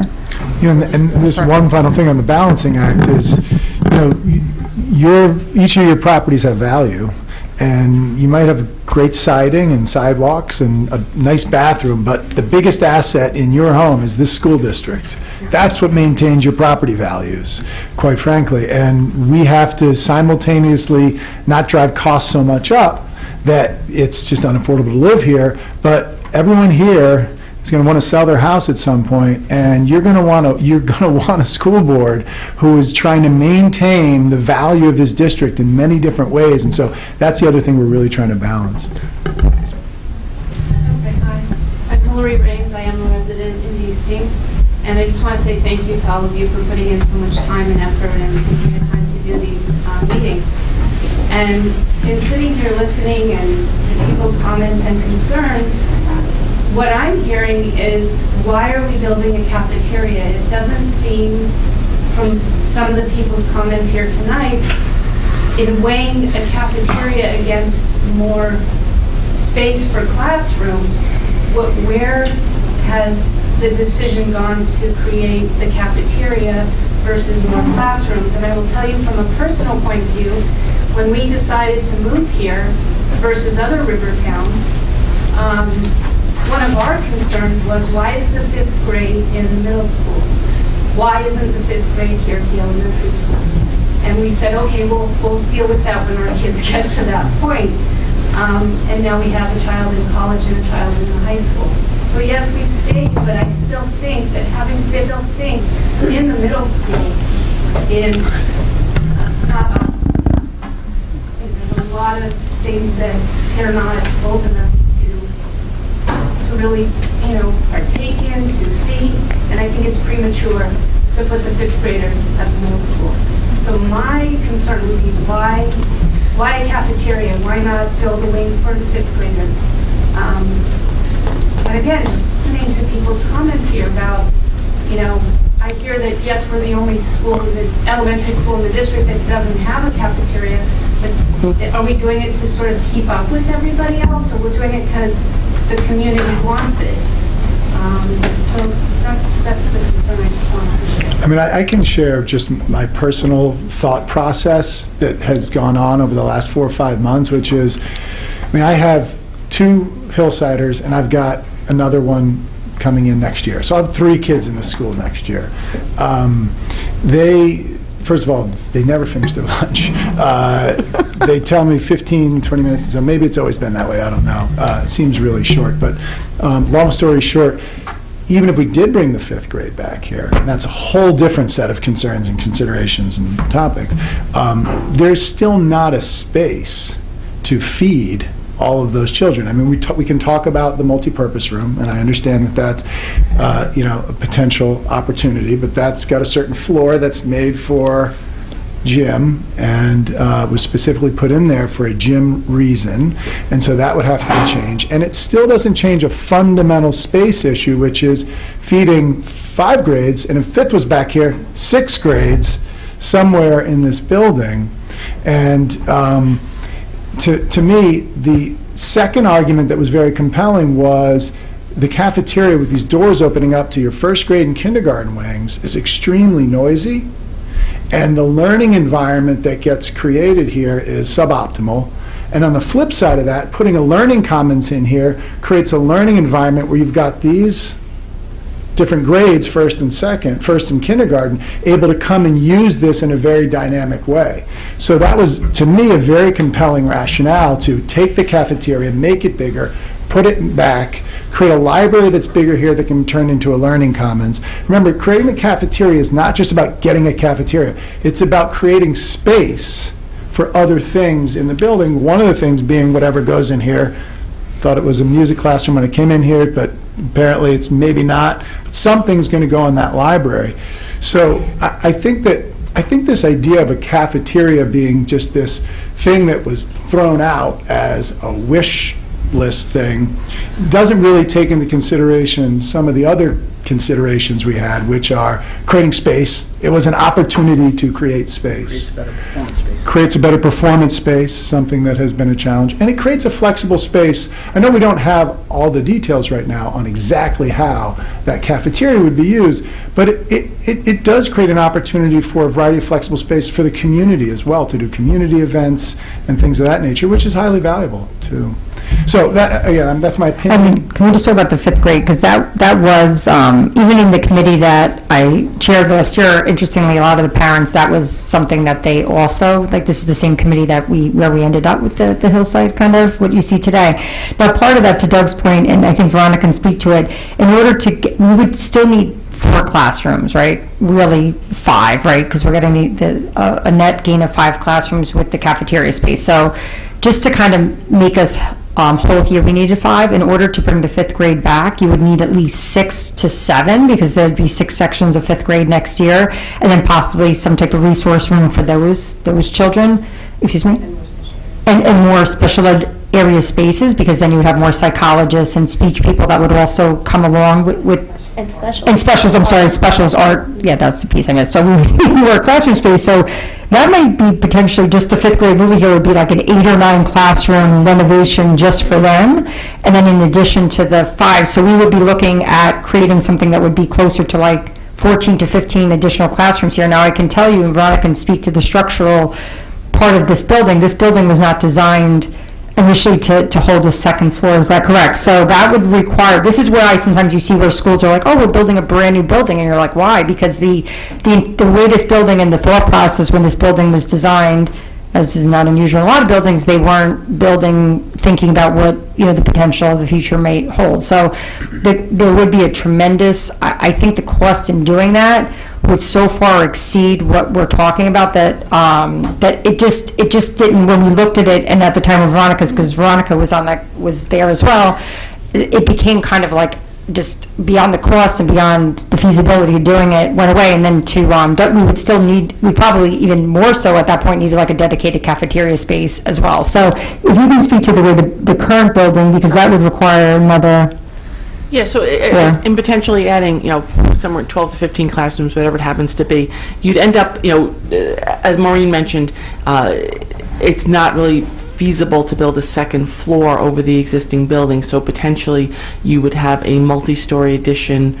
The new addition would be a multi-story addition. You would also be potentially carving out space back behind the library and adding classrooms back there, which would reduce your playground area back there. The other thing to consider is that in adding another classroom, you're going to need additional parking space. Right. Parking is already tight now, and you'd be increasing that population by that much more, so it'd be very difficult. Yeah. I think we just, like Veronica said, I think, anything is possible, but it started to become very cost prohibitive, beyond the fact that I think that would be a much larger, beside even if we could figure out a dollar amount to do it at the time, it just seemed like that would require, I believe, a lot more discussion around it, because there may be people who wouldn't want that, right? So potentially, but that was, just so you know, it was actually a big topic of discussion, the 5th grade moving back to Hillside, as we looked at doing an addition here during that time.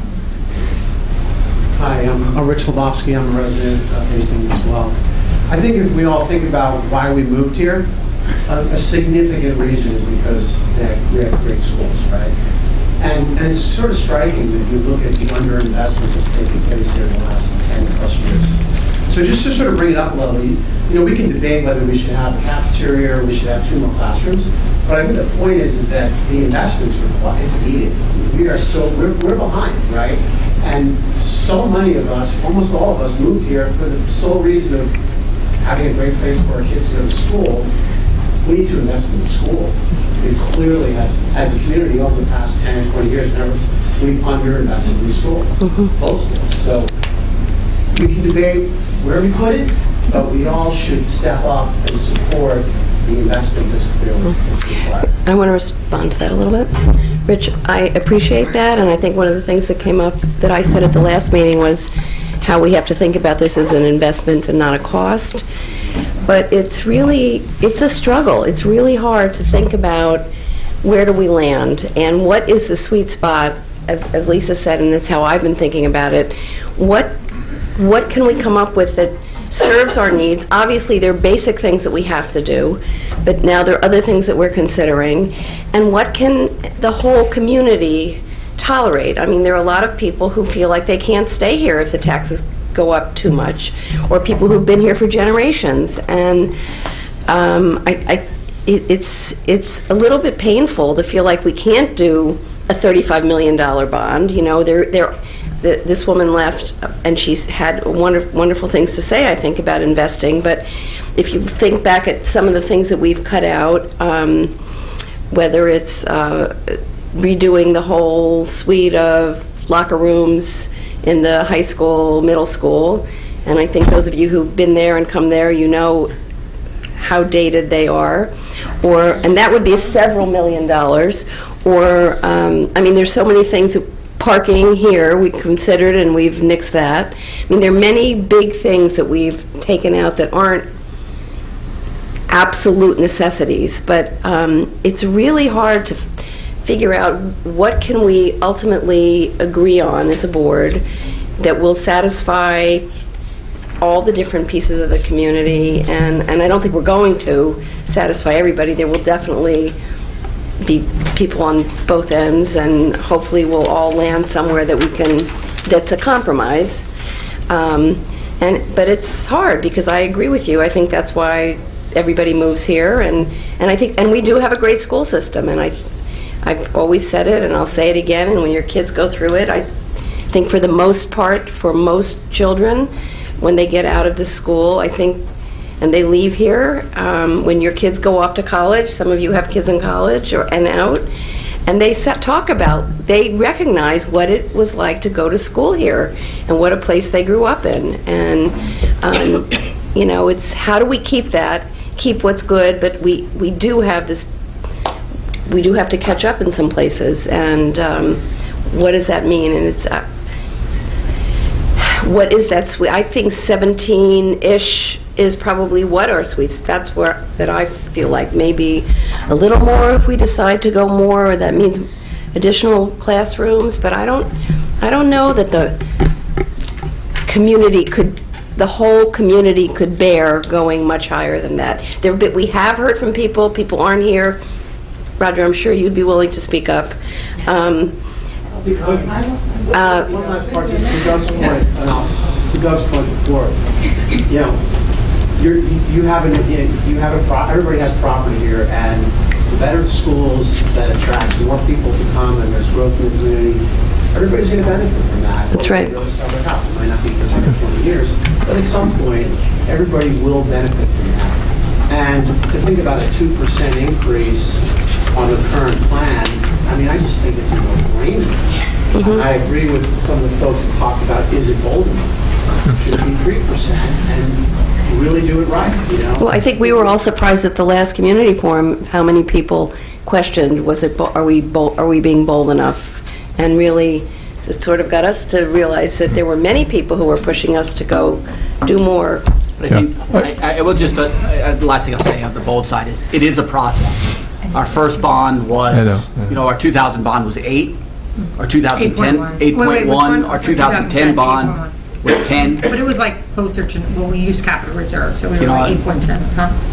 So in any case, I do think it's a process. I think it's a process about being in a regular cycle, about being on a process of 5-year investment. We've been very fiscally conservative, right? And I don't think you go, when you're managing your own finances, you don't go 8, 10, 30. You know, like it's not how, you know, you develop a comfort level with, you get this bond done, we invest the proper way, 5 years later, we look at what needs to get done, we approach that sort of in a methodical way. Very, very quickly, if I could just squeeze in a thought into this gentleman's point. You got to remember, we're talking 17 million, right? Over 10 million is going to infrastructure and restoration. Critical, has to be done. Do it today or do it tomorrow. Got to be done soon. Things are starting to fall apart. Good value, because you're getting $40 on every dollar back. To do that, how can you pass up a deal like that, I ask you? Well, of course, you can get into, just as you said, various debates. Is it 2 classrooms or 3 classrooms? Is it going to be this or that? But basically, the fundamentals of this is cost-effective, needs to be done, good time to do it. Got to get it done. Natalie, please. I just want to, I'm Natalie Barry, I'm a resident, longtime supporter of schools, and I just want to present the other point of view, because everybody here, I think a lot of people here are hillside folks, and speaking somewhat for the over 50%, support is not universal for this. And the perspective that some people have, which I totally understand because I'm going through it myself, is we have kids in college or in graduate school, huge expenses, and we don't know what our tax situation is going to be coming up, because now not all local taxes are deductible. So, the timing, I think, is a little bit difficult for some people. The cost is difficult for people because, if you haven't noticed, college is like, 40 to 60,000 a year for many people.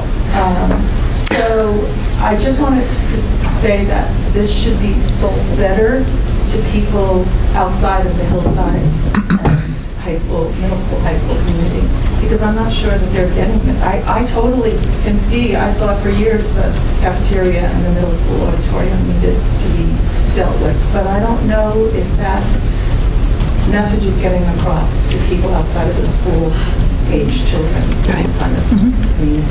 So, I'm not sure what the solution is either, but I think that there could be some resistance to this. I think it's just to talk about the process, which I think is really important, because there's 2 different parts of the process. One is developing what goes on the ballot, and then the second is, once it's on the ballot, really clearly communicating what's on the ballot. And one could always say that there may have been a process over the last 12 to 18 months where we had really detailed forums all over town. We were having those about a bunch of other topics too. So facilities isn't the only topic that we're dealing with. And I think that the Facilities Committee did a good job laying out the basic parameters, and then the board did a good job winnowing it down, and then people who are really interested in it, like Hillside parents, just heard it because you were around and you heard it, and others haven't. And in a perfect world, there would have been more. But we are where we are, and we think we've gotten a lot of really good feedback. There's been a lot of good planning. There's been a lot of good dialogue in the Facilities Committee. There's been a lot of good compromising, pros, cons, debating. And the next phase will be, once there's something that goes on the ballot, the next phase is going to be, we got to communicate what's on the ballot, and we got to really talk about that in a much more proactive way. And that's the second part of the quote-unquote bond marketing process, and it's a more formal process at that point in the game. So definitely point taken that there's an opportunity to get more feedback, and there's a lot more opportunity to do that for the next 2 or 3 months. And just to follow up, because you raise a good point, as you talk to different generations of people, you do hear different levels of support for different projects. I will say, I'm pleased to say that I've heard from people I've talked to 100% support for the necessary repairs, for the masonry, for the boiler, for the middle school auditorium. And then, probably like you, when it gets to cafeteria, that's where I start to hear mixed. So one thing we could do when we structured the vote is we could make it a 2-part vote, because I was very struck by what you said to me, Maureen, about these necessary repairs. They're not just necessary, they're urgent. And if we lose on that, that's really bad. So we may want to structure the bond that it's the essential, when you go in, you're going to have a 2-part vote, where the first one is, here's the vote on $10 million of essential, and then if you vote yes on that, do you also vote yes on, and then have, fill in the blanks for that. So that's one way to try to if we don't really have a comfort level with the sweet spot, that's one way to get at it. That seems tricky too, because how do you define essential? Because some would say a cafeteria or everyday access and equity to free lunch is essential. I would agree with that. We would have to discuss that as a board. What would go into part one and what would go into part two. Okay, we've got, there's two gentlemen here, please. Yeah. No, you, please, please. Yeah. Hi, Roger Schreiber, residents of Hastings. Thank you. You make a very good case for the needs of this bond and the needs of the schools. And thank you for all your hard work.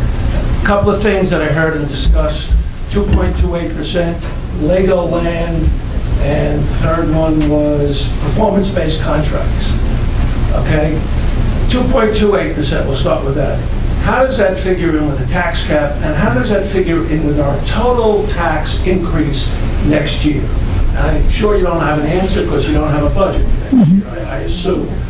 Okay, so before you do this, you got to put all that stuff together, because you can't do it as an isolated piece. Okay, so I'm concerned about that. Okay, but this is a good case. Performance-based contract.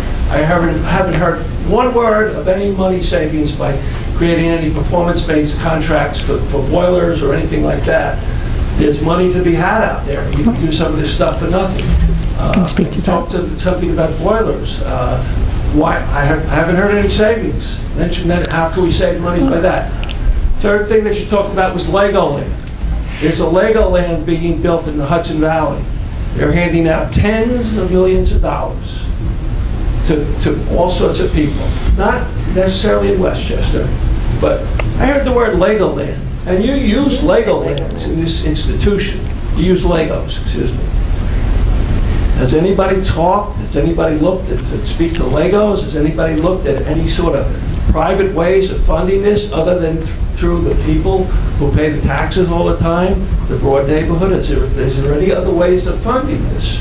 I know it's a necessity, but is it just the same old way that we always do things? Possibly, do we have a foundation here with parents who have kids in the school? Maybe they want to contribute a couple of bucks to the project. I don't know.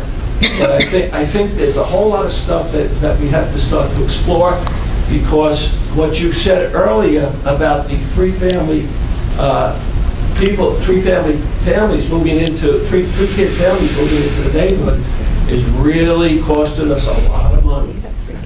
Because our housing stock hasn't increased, our commercial base has not increased. We got problems, and you can say that while compared to Dobbs Ferry and Irvington and Ardsley, that we've spent less. When you look at the overall tax bill, we're pretty all much the same. Okay, we're way up there, So I think we got to start to look at some alternatives, because we're getting to a conundrum. Can I just address some of those? Okay, so as far as next year's budget, I mean, the way it plays into the tax cap, it's an exclusion from the tax cap, so it does not have to, if you have a 2% increase to your cap, this would be in addition to that. In terms of next year's budget, the debt for this project, with the vote, we would not be borrowing or paying back on this debt till at least the 21-22 school year, if not potentially a year later. So the next few budget cycles would not include the increase of this tax increase. To your point about performance-based contracts, yes, we have done them and we've engaged in them before, and that is typically the way we do most of our work. So not in terms of things where we can access it. So we had done about 8 years ago, we did a, EPC, energy performance contract, and we did $1.2 million worth of infrastructure work, and it was paid, to your point, by cost savings about the efficiencies of those products. Tonight, at our previous facilities committee meeting, I presented to the board for their approval at the upcoming meeting an energy performance, it's a lighting finance agreement that would replace every single bulb in this building with an LED fixture, and it would be a cost-neutral endeavor for the district, and that's about $900,000 worth of lighting. So we do always investigate those items. In terms of the boiler, with the way these projects work, in order, the savings gleaned through energy has to be, in fact, enough to pay for the boiler itself. We did look at potentially replacing the boilers with more more efficient type of boiler, but in terms of the financing for that, we would have some sort of capital outlay anyway, because the financing, Shouldn't have any capital outlay. You're not looking far enough. okay, but right now, we're not even proposing to redo the boilers, but we can. You're not being advised correctly. Okay. But in terms of, they would have, like, in the way that the financing works, that the savings that you receive over a certain guaranteed period of time has to pay for the investment of the boiler. The boiler is about $800,000. The payback would usually be over 10 years. So those savings, now part of the issue for the schools is that we pay much lower energy costs than most people pay, because our rates are set by the state. So even when you do solar, believe it or not, our rate that we pay is so much lower. Like, that's just an example that in order to get the financing to work, for us, it's much more difficult, because we're already paying so much substantially lower kilowatt hours compared to like Con Ed, because we go through NYPA, which is a services government entity. So some of it is just the cost savings and what the cost of our doing some of our costs is much cheaper. But there was another largest issue. One thing about our assessed value, and I would agree with you, we don't want to compare ourselves, but one thing that we have that other district has not experienced the last few years with the increased valuation of the town, and most of it being, we received a huge amount of assessment increase, although it's not commercial property. The gentleman who built the most expensive house in Lower Westchester, that actually did increase the overall assessment of the town, almost like we received a commercial building. So our tax rate is actually now lower than some of our neighbors, partially because of that, and we actually had been actively trying to keep our tax increases lower. So that assessment actually has helped us quite a bit in terms of like overall lowering other people's, the cost to everybody else. So thank you to him. I think there's a gentleman in the back. Do you have a question? I'm Kaufman. I'm a resident of Hastings. I don't have much more to add to what Roger just said and what Natalie has said, that there are people who live in the community and are paying a lot of taxes, and not just, there's a lot of people who aren't at this meeting who are going to be necessary to vote. And we have to be sensitive to not making it so dear that they don't want to support these things that seem to be necessary and seem reasonable expansion. So if the idea would be, why not 30 million more? There are people on fixed income. There are people that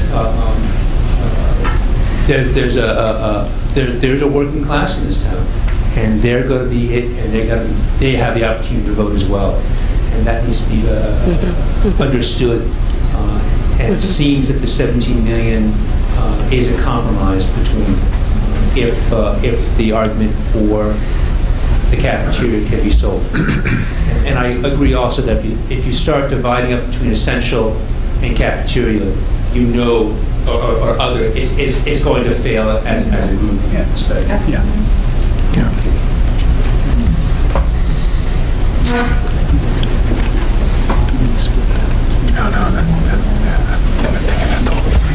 It's really quick. You can hear me? Okay. I just want to... just name and if you're a resident. Oh, sorry. Michelle Bevoda, and I'm a resident.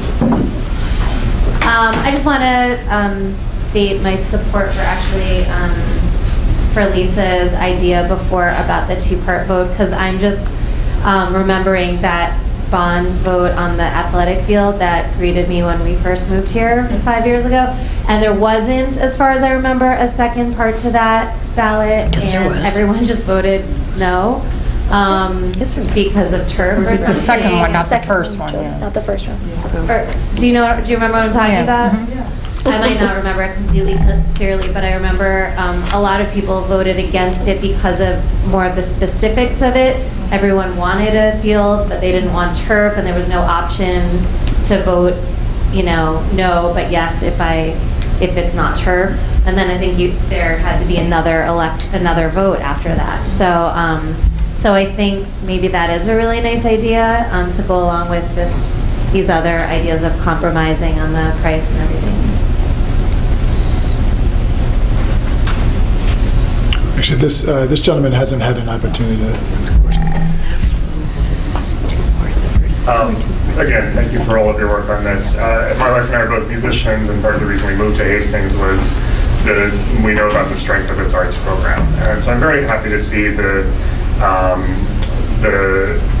funding put to performance spaces, even in the proposed cafeteria here, and the auditorium in the middle school, and the music classrooms at both schools.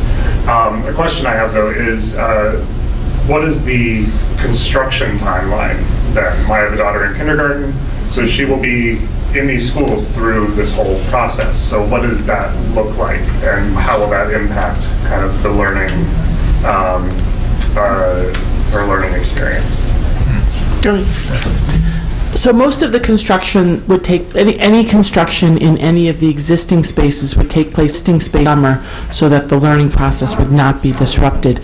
And then if the district decides to do a building addition, that would be constructed throughout the school year. So we would envision a construction, as Maureen described earlier, a construction that would start in the spring of 2020 and run through that entire year, and the construction would be completed in August 2021. But because of where the construction is located, it really would not disrupt the learning process here, because it really would be segregated from the existing building. So other than some staging areas outside for the contractors, it would be completely on the outside, and the classrooms or the education process would not be disrupted by that. But there is a fair amount that has to get done during the summer. Yes. When school's not in session, and that's part of the timing and a little bit of the pressure for us to try to get this done in time to get it going by the summer of 2020. And would the work in the middle school be on a similar timeline? That's correct. Yep. Quick question, would the kids be able to use the front playground while construction is going on, or would they be limited to just the back playground? No, I think that they should be able to use, they'll be able to use the front playground. What we were thinking is that, and this is not all worked out yet, is that potentially the basketball courts could be a contractor staging area. Not a skate park. Or a skate park. Or a skate park. After in the future. After construction, yeah. No, that's another, we have another idea for that. Allison, you Quick question. Allison Manders, a Hastings resident. There was a lot of talk about revisiting classrooms and the number you need for Hillside. I'm just wondering if at FMS in high school, is their space for classrooms? Are they set? Yeah, I think we expand this fine, or everybody has a spot? Well, I think part of looking at, because we had an option of renovating the Farragut auditorium to be classrooms, and but then that was part of like the overall analysis that they felt that the Farragut Middle School, that they felt comfortable with when we looked at the classrooms, that was not needed, and that just by having an additional large space that could host different things would allow them the flexibility, and then they could also use that as like an additional learning space if needed. Joe actually had pulled the numbers similar to the analysis done on the Hillside space with our Rivertown neighbors. Actually, the high school, I want to say we were as good, if not larger, with our, remember Joe, when we pulled all the... Do you have that information? You may have it. I don't have the specific numbers, but you saw maybe in the beginning this idea of 114 per square foot per kid. It was better at the middle and the high schools. Well, I think it was like 157 if I remember right. Now the bulge is coming though, right? So it's something to. We already did a renovation. I mean, the one thing we did this year, which we were fortunate to do, we gained back space in the middle school because that space had been traditionally rented out by BOCES, and by doing that, they picked up 3 additional classrooms, and then moving the guidance department also picked up classrooms. I know are looking to convert one of the computer labs this year back into a science classroom space in the middle school. So within the existing building, again, because this was part of the analysis that had to be done although it was nice to have the Farragut Middle School, if we would need classroom space, we would not be proposing that. So based upon that. Gain spaces too. Yeah, and the high school gained spaces were in the middle school. So if you ask them, they would have want more space. Like, I think they could still use more space, but I think they're not in the situation that this school is, and they have more flexibility within the scheduling. Shashi Nivarthi again. Sorry for double repeat, but assuming you stick to this timeline, say construction is starting in April of 2020, when do you expect it to finish? Right, and I just want to be upfront, like, I don't expect, I have a kid who just entered kindergarten. I don't expect that she would be in Hillside by Stevens. No, she will. So. It would be constructed, because construction would be completed in the summer, the end of the summer of 2021. So it's 1 year. It would open up September 2021. It's 2 years. Anyone else?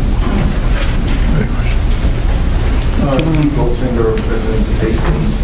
So again, I certainly appreciate all the time and effort that everyone's put in. I think the idea when there is a vote, if it could be in this kind of two-part thing, to me it ensures at least part, or maybe the whole thing will be passed. What concerns me, of course, is that some people will oppose maybe the cafeteria or whatever, and then you don't want to have to redo it. I see the need to keep investing in our school system. That $8 million, if it makes sense to do it at Hillside, great. If it's somewhere else, that's fine too. And when we're talking about the educational system, I keep thinking it's always about the teaching and the administration of the school. That to me is what provides this sort of experience that everyone remembers. When I look back, it's not like, oh, what was the classroom like? It was who were the teachers? What was the experience like? Now, I understand that the physical environment makes a difference, but it's really about the teachers that we have and you know, the way the school is run. So I just really wanted to say that. True.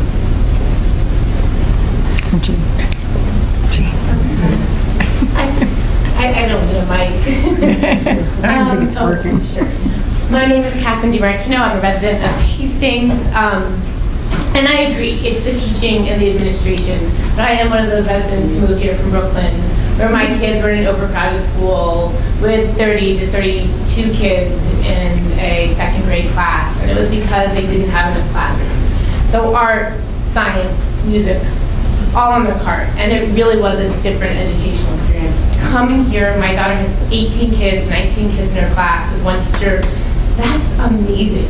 The amount of individualized instruction and help she gets in that smaller classroom is tremendous. I came here for the small size, so yes, I hear what you're saying, but I don't think you can keep classes small if your school enrollment is building. It's just challenging. So it really is a tough situation, but these are educational needs that need to be met. 32, yeah. Well, we'll never go to 30. We're just at 25. Thanks. Thank you. Okay, looks like, yeah. Could go early. Well, thank you for taking time. I think we've talked about the process a little bit, so we won't go through these process slides, but we hope in the next couple weeks to make a decision about what goes on the ballot, and you'll hear more about it and vote hopefully early March. Thank you. Thank you.